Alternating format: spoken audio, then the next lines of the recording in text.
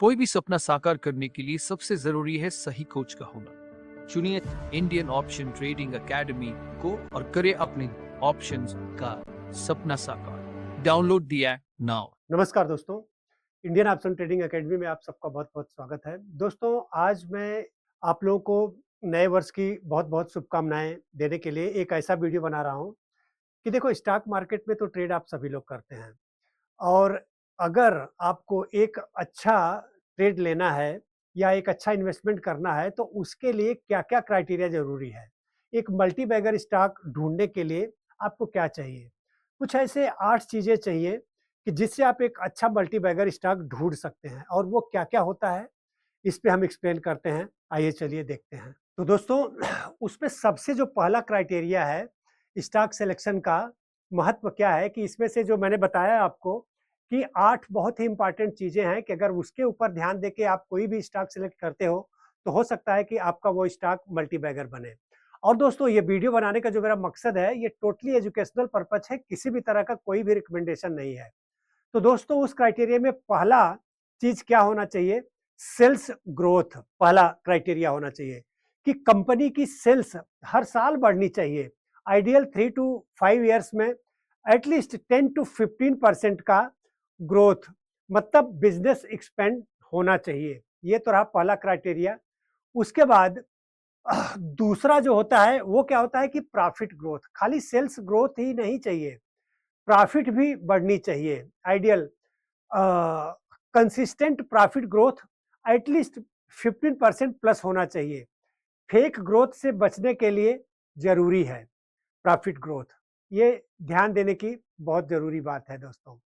तीसरा है ROE, return on equity. Company share holder के पैसे पर कितना रिटर्न दे रही है। आइडियल 15 से ज्यादा होना चाहिए। जितना ज्यादा उतना अच्छा बिजनेस।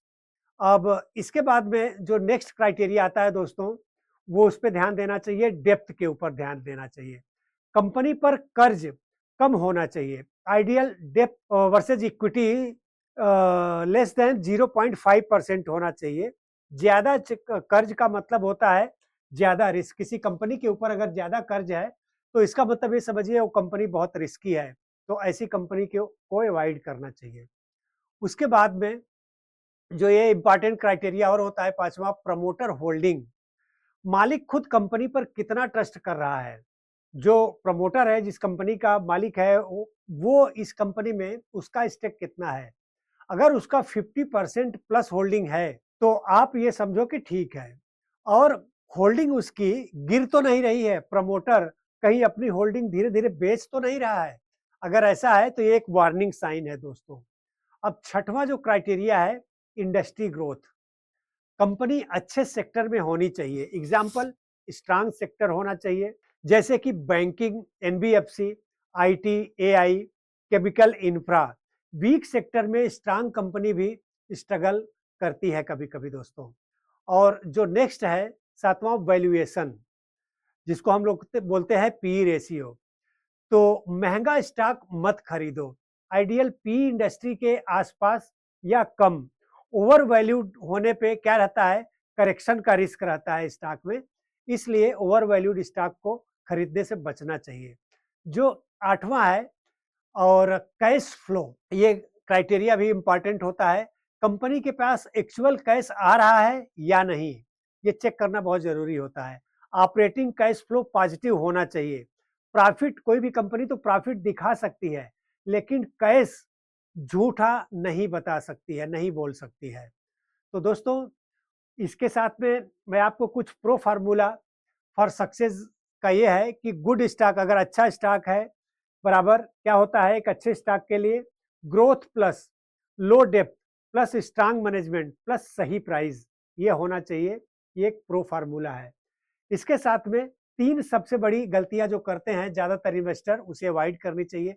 पहली क्या करते हैं कि टिप्स पर खरीद लेते हैं। कोई दोस्त ने बोला या किसी ने बोला या कोई टेलीग्राम चैनल, व्हाट्सएप चैनल पे आके वहां से कोई स्टॉक खरीद लेंगे और उसके बाद उन्हें लॉस का सामना करना पड़ता है।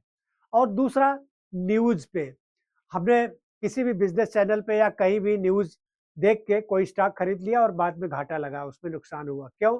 क्योंकि न्यूज़ जो होता है सबसे बाद में आता है आपके पास में, इसलिए न्यूज़ देख के कभी भी स्टॉक को खरीदना नहीं चाहिए। और जो तीसरा है पेनी स्टॉक, हमें क्या लगता है कि सस्ता स्टॉक मिल रहा है, ₹10 का है, ₹20 का है, ₹50 का है। हम रिलायंस क्यों 2000 में खरीदे, 1500 में खरीदे, हमें सस्ता स्टॉक ₹50 का मिल रहा है, वो खरीद लें। तो ऐसा कभी नहीं करना चाहिए, पेनी स्टॉक नहीं खरीदना चाहिए, वो ज़ीरो हो सकता है आपका, लेकिन अगर अच्छा स्टॉक है, वो ₹1500 का है, 1200 का है या 2000 का है, 5000 का है, तो वो प्रॉफ़िट दे सकता है। तो इससे बचना चाहिए। और समरी एंड टेक अवे, अगर इन 8 में से कम 6 पैरामीटर्स पे भी अगर आप ध्यान देंगे स्ट्रांग है, तो स्टॉक इन्वेस्टमेंट के लिए अच्छा कैंडिडेट हो सकता है।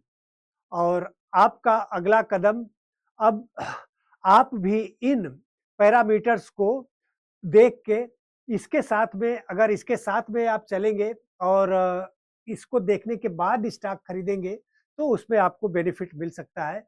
तो दोस्तों बहुत-बहुत धन्यवाद। और अगर आप मुझसे जुड़ना चाहते हैं तो मेरा ईमेल है rajendra.iot@gmail.com। हमारा सोशल मीडिया से भी अगर आप जुड़ना चाहते हैं तो जुड़ सकते हैं और मेरा फ़ोन नंबर है ये।